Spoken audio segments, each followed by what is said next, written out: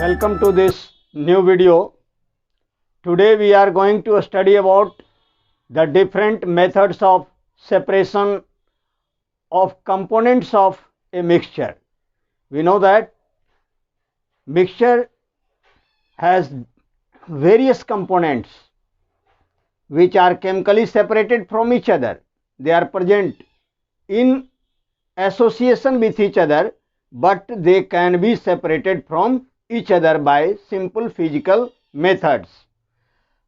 First of all, try to understand how do we separate the different components of an ink or a dye. Ink is also an aqueous solution of dye in which two or more colored components are present there. They are soluble in water and they constitute a blue or black ink. Suppose that we want to have the pigments separated from the ink. This will be studied in the chromatographic separation method. But if we want to have the dye present in the ink, not in the separated form, but we want to separate water from the ink and obtain dry residue of the colored pigments present in the ink. How do we do this? This can be obtained by simple methods of separation, that is the evaporation. Evaporation is a very simple method of separating those non-volatile substances which are dissolved in a particular solvent. Ink is one of them. So, in order to separate the dye from the ink and water out of the ink, we use the method of simple separation method, that is evaporation. For this purpose, see here, there is a simple device, that is watch glass. Let us take ink in the watch glass, and this ink is heated on the water bath. What do we mean by water bath? Water bath means the container having water that can be heated up to boiling, and on boiling water gets converted into a steam. We know that water boils at 100 degrees Celsius.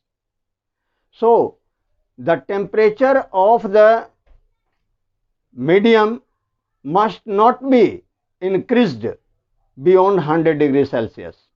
So, evaporation is performed on this water bath so that the temperature of the ink would not exceed 100 degrees Celsius, because on simple heating there may be decomposition of the components of the dye obtained. So, in order to maintain the temperature and in order to control the temperature beyond which it cannot be heated to decompose the constituents, we have to use here water bath. Actually, in laboratory, water bath is used, which is made of a copper utensil with various size of lids, but for simple way of making the water bath, we may also use a beaker filled with water.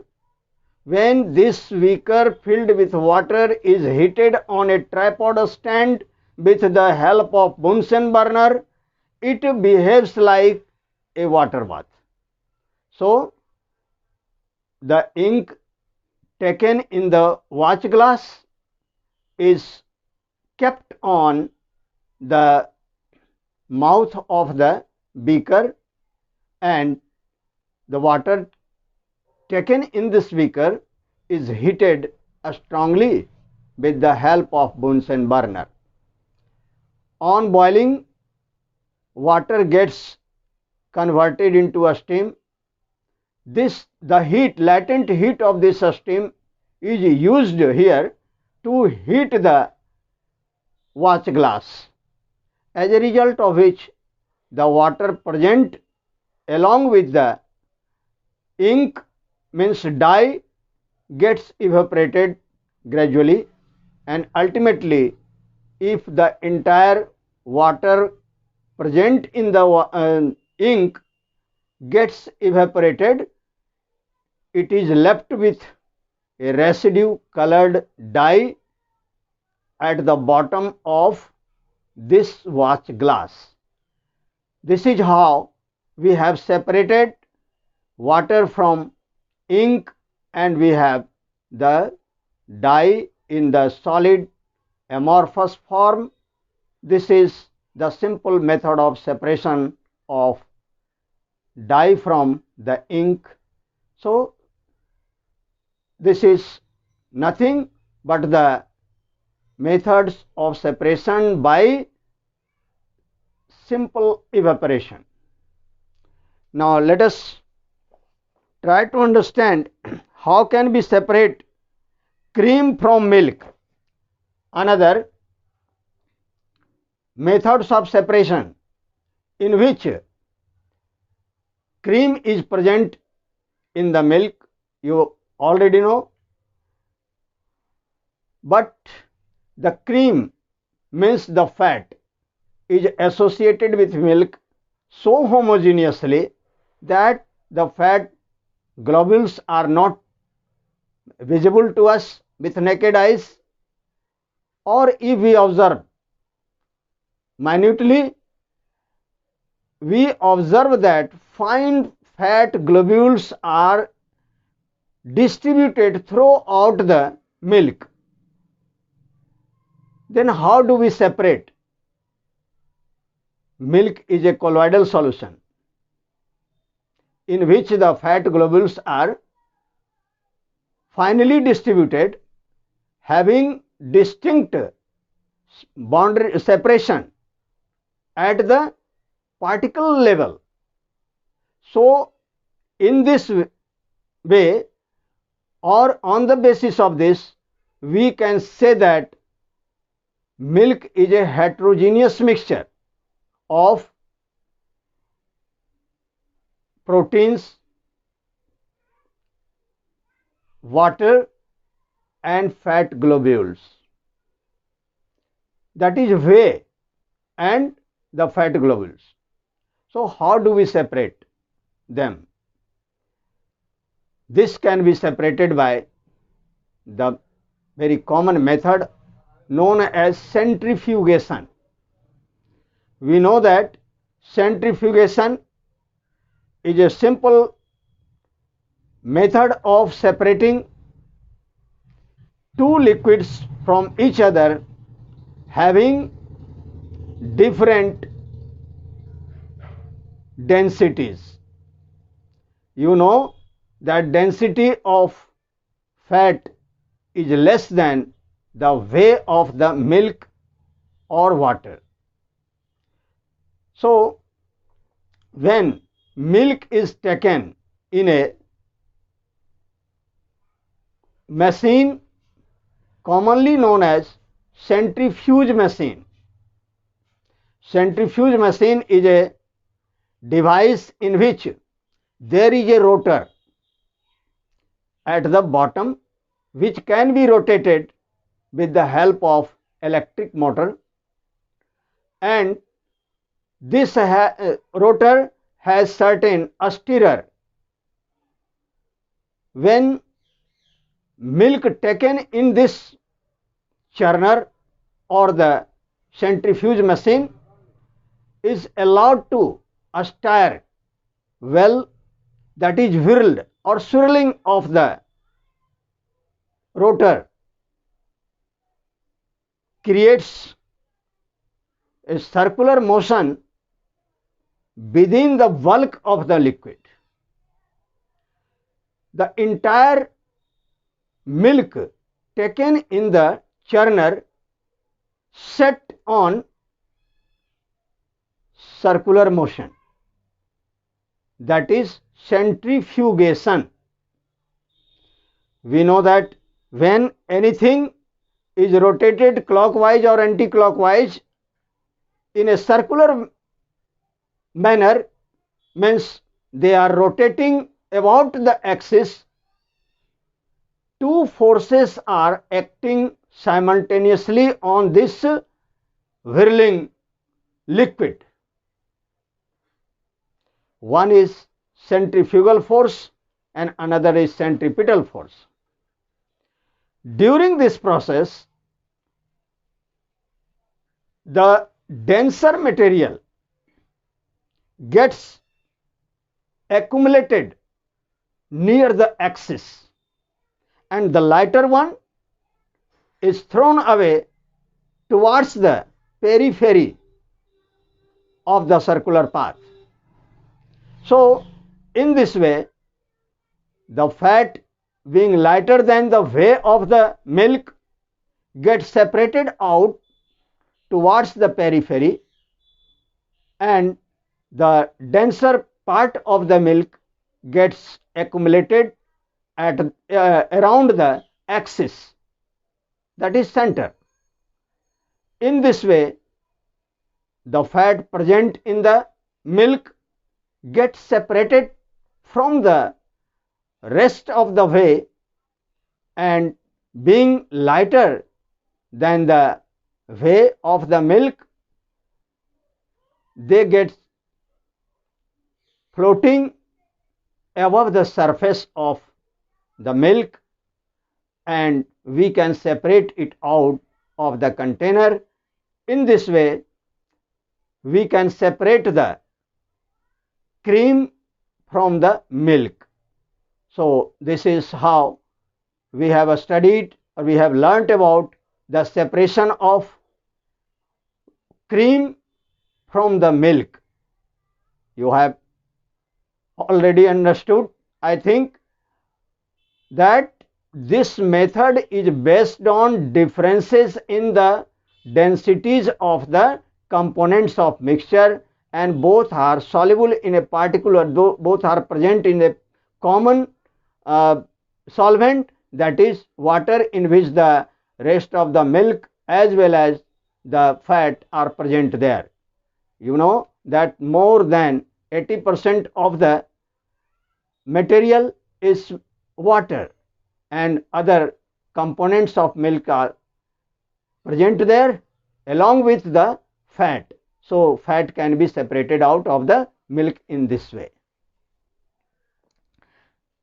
Now, suppose that we have a mixture of two liquids in which one is immiscible with other. Suppose that if we have a mixture of two liquids in which both are immiscible, suppose that water and oil, means mustard oil, get mixed with water, and we want to have both water and mustard oil separated from each other. How do we separate it? A very simple method of separation, physical method of separation, is using the separating funnel. This method is also based on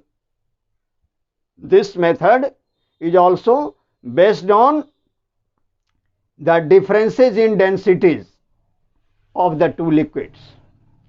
If two immiscible liquids are mixed together and have different densities, then we commonly observe that lighter fraction of the mixture rest at the upper part of the mixture, and the heavier components rest at the bottom. Just like when water is mixed with oil forms the upper fraction and water forms the lower fraction. So in order to separate such a mixture, separate the components of such a mixture, we use a very simple device commonly known as separating funnel. It is a conical flask type device which has a tapering end with a stem, means nozzle, fitted with a stopcock.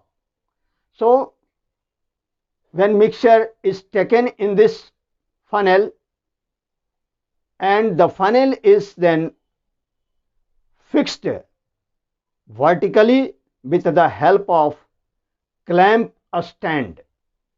When clamp stand is used to hold the separating funnel vertically,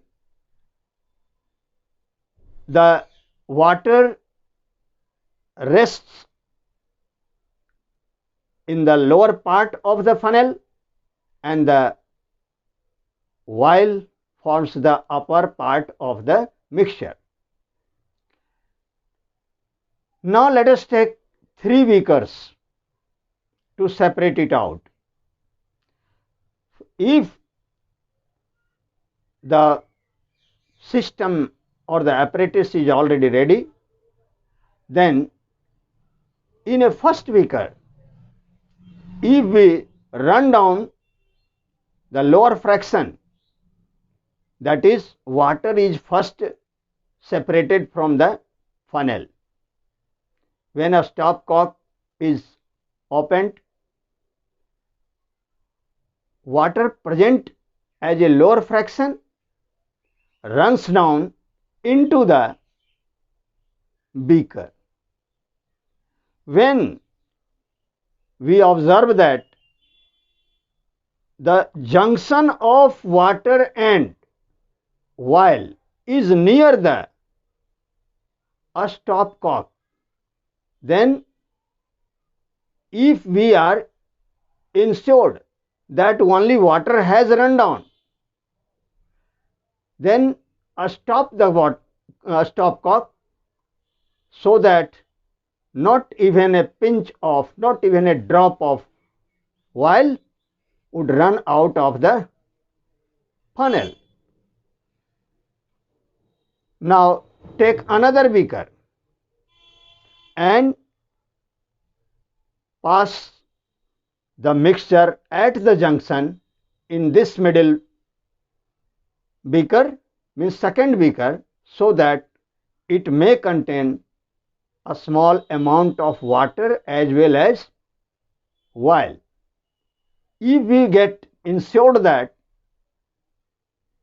only oil is present in the funnel, then remove the second beaker and bring the third beaker just below the stem of the separating funnel and run the oil present in the beaker, means funnel, into the beaker. Funnel into the beaker just by running it down.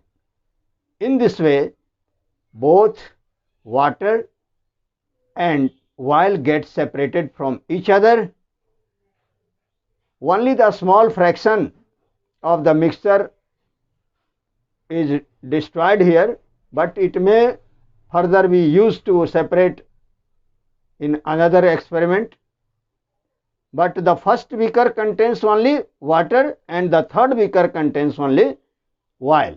In this way, we can separate the water from oil by the use of separating funnel. It is based on differences in the densities of the two immiscible liquids.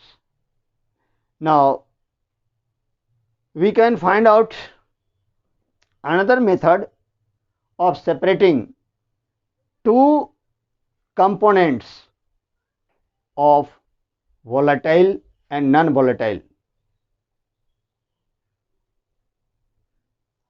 Volatile and non-volatile.